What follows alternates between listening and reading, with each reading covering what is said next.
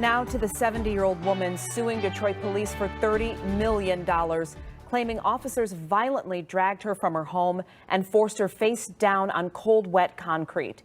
Thank you for staying with us. I'm Glenda Lewis. And I'm Alan Campbell. Now, this all happened as police were searching for a murder suspect. 7 Action News reporter Kimberly Craig talked to the grandmother and police about her allegations. Action News first started looking into these allegations about 9 months ago. That's when Detroit police first said they were investigating. After they roughed her up and abused her for 30 minutes or so, they just released her, not even an apology. 70-year-old Lisa Wright says she was the victim of police brutality, and now she's suing the city of Detroit and the police department for $30 million. I never in my life had handcuffs, so what is this all about?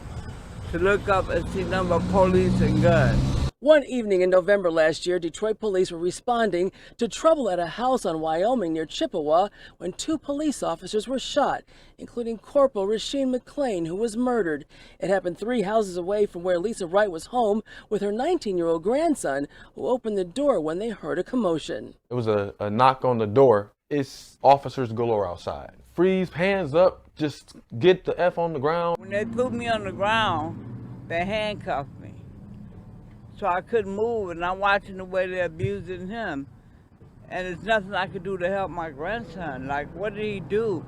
We didn't do anything. The police approached saying that there was a blood trail going to Miss Wright's backyard. Not up to her front stairs, not to her house, but to the backyard. So why are you approaching her house if the blood trail was there? Wright spent 7 days in the hospital because of what she claims was a squad of police officers that subjected her to violent abuse and other unconstitutional conduct. Here's what Detroit police told Action News reporter Simon Shaquette in December about Wright's allegations. They will conduct a very thorough investigation to determine if these allegations are true or not. We should be able to determine who was at that location, when, and what happened. Had this been a white family, I don't believe they would have done this. Had this been a suburban police department, they wouldn't have done this. It's so much I want.